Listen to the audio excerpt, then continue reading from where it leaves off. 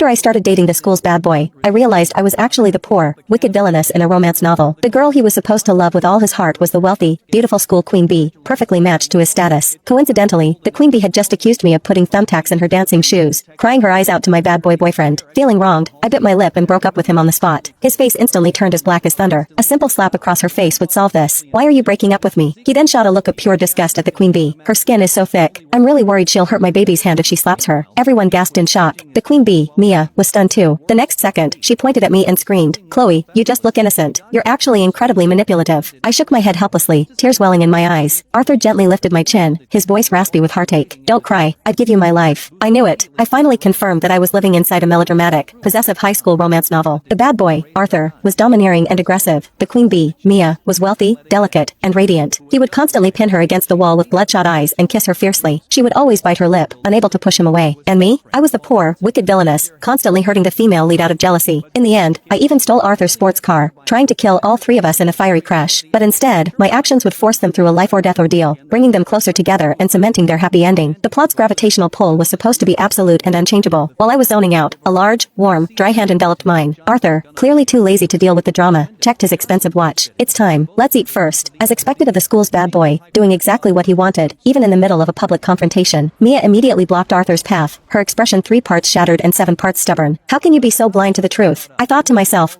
yes, beautiful romances always begin with conflict. Arthur laughed. He fixed a dark, sinister stare on Mia, looking like he wanted to bore a hole right through her. He squeezed a few words through his sexy, thin lips. "Don't worry, she's not going anywhere." Mia froze, a sudden shiver running through her body. She immediately shifted to a more pitiful tone. "My finale performance for the school's anniversary gala is ruined. Do you really not care?" Arthur clicked his tongue in annoyance. "I wasn't the one who told you to slack off every day and practice like you were performing an exorcism. What does that have to do with me?" The crowd inhaled sharply. Arthur grabbed my hand and swaggered off, humming a tune as we walked away. "Eat more. You're too skinny." When I snapped back to reality, Arthur and I were already sitting inside a high-end, exclusive private restaurant. Even though it was just the two of us, a lavish array of dishes covered the entire rosewood table. The cost of this single meal could easily cover my living expenses for a month. I stared blankly at Arthur as he carefully picked the bones out of a piece of fish for me. He had a poor appetite himself, just picking at a few vegetables and sipping some soup before declaring he was done. But he constantly urged me to eat more meat, claiming it was nutritious. I was afraid of fish bones, so he personally served me. The corners of his thin lips curved up slightly. He treated this minor task with the seriousness of a state affair. I bit my chopsticks, feeling a little greedy for this kind of warmth, because my mother only ever favored my brother, treating me like a burdensome chore. She dumped all the housework on me, and even the slightest mistake earned me a beating or a scolding. She told me I wasn't some rich heiress and needed to face reality early on. Those daughters of wealthy families are born to enjoy life. She would say it with a look of intense jealousy and animation. When I was 8, simply because a bowl was too hot and I dropped it, she made me stand outside in the freezing winter night as punishment. Sometimes I even wanted